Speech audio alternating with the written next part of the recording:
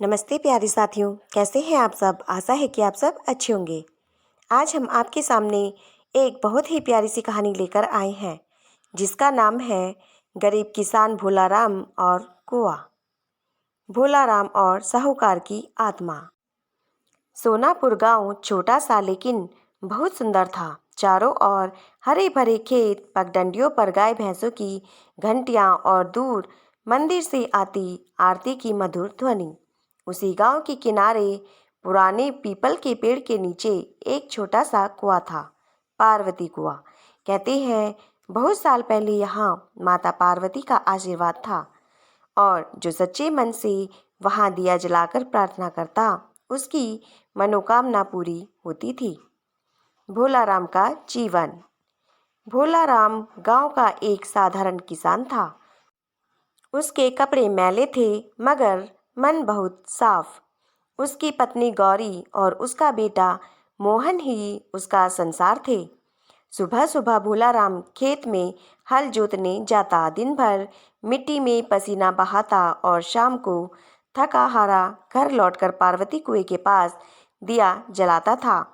वह हमेशा यही कहता, जब तक दिया जलता रहेगा उम्मीद भी जलती रहेगी। लेकिन गांव का एक साहूकार लालचंद ऐसा नहीं सोचता था। उसके पास बहुत पैसा था मगर दया बिल्कुल नहीं। जो किसान कर्ज लेता, अगर एक दिन भी देरी हो जाती तो साहूकार उसके घर के बर्तन तक उठा ले जाता। साहूकार की लालच भरी गलती। एक दिन गांव में अकाल पड़ गया। बारिश नहीं हुई, खेत सूख गए, फसल बर्बाद। भोलाराम और कई किसान साहूकार लालचंद के पास मदद मांगने पहुंचे। लालचंद ने कागज कलम निकाला और बोला, पैसा दूंगा पर ब्याज दूना लगेगा। खेत की जमीन की गारंटी रखो। भोलाराम के पास कोई और उपाय नहीं था। उसने अपनी जमीन का कागज रख कर कर्ज लिया। वह ईश्वर से बोला, माँ पार्वती, बस एक साल साथ देना, बाकी मेहनत मेरी होगी। लेकिन किस्मत ने उसका साथ नहीं दिया। अगले साल भी बारिश न हुई और भोलाराम साहूकार का कर्ज चुका न सका। लालचंद ने बिना दया दिखाए भोलाराम की जमीन अपने नाम कर ली। भोलाराम की आंखों में आंसू थे मगर उसने झगड़ा नहीं किया। वह बोला, पाप का धन सुख नहीं देगा लालचंद।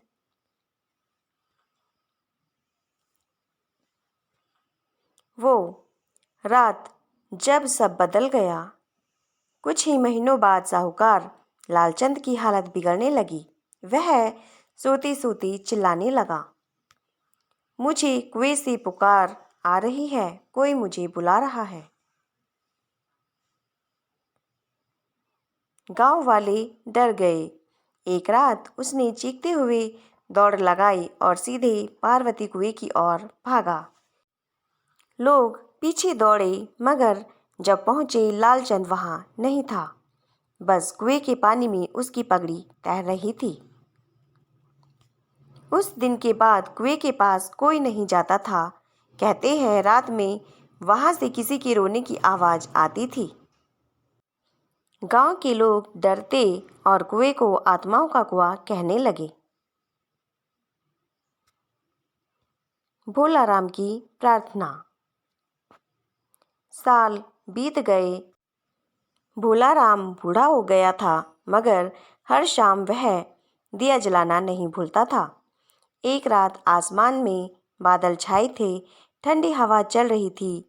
भोलाराम कांपते हाथों से दिया जलाकर बोला, हे पार्वती माँ, अगर तू इस कुएं में है तो उस लालचंद की आत्मा को मुक्ति दे दे।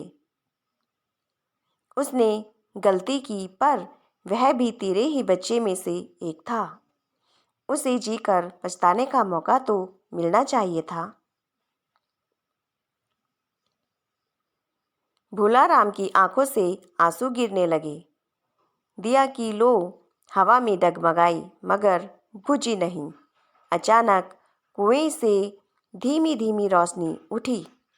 भोला राम ने देखा कुएं के ऊपर एक धुंधली आकृति खड़ी थी। वही लालचंद की आत्मा। वह बोली, भोला राम, मुझे माफ़ कर दो, मैंने तेरा अन्याय किया। तूने मुझे आज मुक्ति दी है। धीरे धीरे वह प्रकाश आकाश में विलीन हो गया।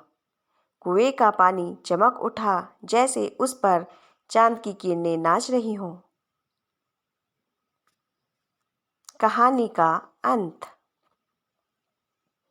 भोला राम मुस्कुराया और कहा, माँ, जब तक दिया जलता रहेगा उम्मीद भी रहेगी। उस दिन के बाद कुएं से कभी कोई आवाज़ नहीं आई। गांव के लोग फिर से वहां दिया जलाने लगे और उस कुएं को पार्वती मोक्ष कुआं कहा जाने लगा। भोला राम ने शांति से अपने जीवन की आखिरी दिन वहीं बिताए जहां उसने सच्चे दिल से दिया जलाया था और जहां उसकी करुणा ने एक आत्मा को मुक्ति दिलाई थी। सीख। सच्ची श्रद्धा और क्षमा का भाव सबसे बड़ा बल है। जो दूसरों की गलती माफ़ करता है वही वास्तव में ईश्वर का प्रिय होता है। साथियों, आज की हमारी यह कहानी आपको कैसी लगी? यदि अच्छी लगी हो तो प्लीज़ कहानी को लाइक कर दें और चैनल को सब्सक्राइब कर दें। धन्यवाद।